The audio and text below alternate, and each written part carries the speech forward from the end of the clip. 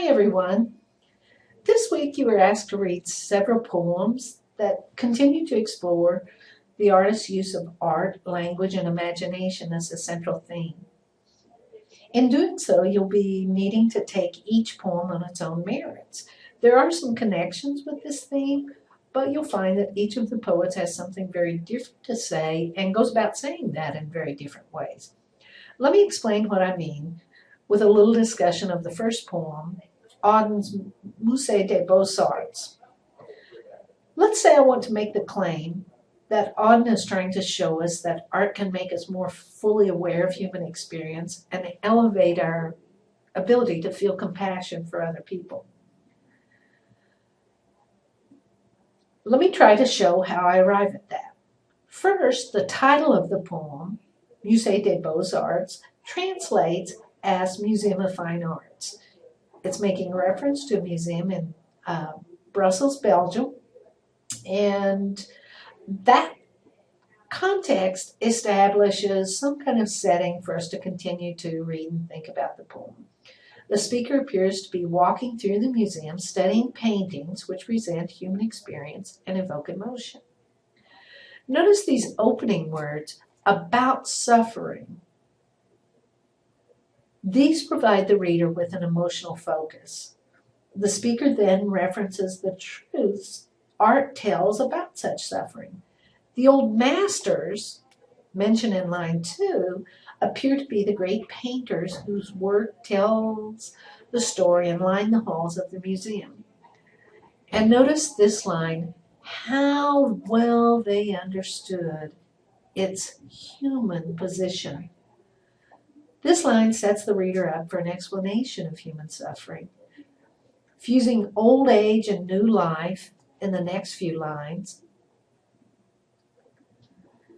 the speaker appears to be describing other paintings in the museum, or perhaps other literary references. Children are immersed in play, oblivious to the suffering in the world, while the aged are so fully aware that suffering exists and the cost or the consequences of that suffering. The next section of the poem elaborates on the idea that we plod on, consumed by our mundane affairs, wholly unaware of the suffering of others. Notice these lines. The speaker describes the execution of a martyr, perhaps Christ. The words miraculous birth and dreadful martyrdom in those two sections are deflated by a mundane, realistic description of the torturer's horse who scratches its innocent behind, referenced in lines 12 and 13. In other words, we rarely notice the pain others are experiencing. Auden intentionally concentrates on the sordid, even comic irony of doggy life and a horse scratching his rump. Things we do notice instead of things of great magnitude. Those trivial details accentuate the rift between the magnitude of someone else's trauma and the unimportant concerns on which most of us focus. In the final section of the poem, Auden drives his point home by honing in on Peter Bruegel's The Fall of Icarus, one of the paintings in the Museum of Fine Arts.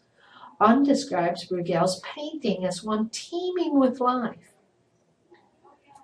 Farmers, ships, sheep, robust activity. Ironically, everyone in the painting is oblivious to the great disaster, Icarus falling from the sky. The painting is on the screen before you. You can study it for yourself. Auden's speaker uses words like disaster, forsaken, and failure, even the word falling, to pull readers into the tragic loss. And the nonchalance of the onlookers is captured by such words as everything turns away quite leisurely, and the sun shone as it had to. The speaker creates even greater human detachment through the metonymy in the lines toward the end of the poem when he writes, the expensive, delicate ship must have seen something amazing, a boy falling out of the sky. But notice it had somewhere to get to and sails calmly on. That is, he does not even reference a crew aboard the ship. The entire collection of people are merely the ship, an inanimate object with an inanimate response to human suffering. Of course, there is irony in the layers of art. Bruegel paints the story of a myth. Icarus is creating wings and flying too close to the sun, and Auten writes about the painting of a myth. And Bruegel's painting itself is curious, as his robust Dutch style presents a Dutch landscape and farmers in Dutch attire to depict a Mediterranean scene, the myth that emerged from Greek culture. In other words, he conceived of the myth in terms that he understood and put the myth in the context, image, and colors of the world he inhabited. Still, those layers, the myth, the painting, the poem, drive home a powerful truth about human suffering and our detachment from each other, our obliviousness to great tragedies as we concentrate on our daily routines.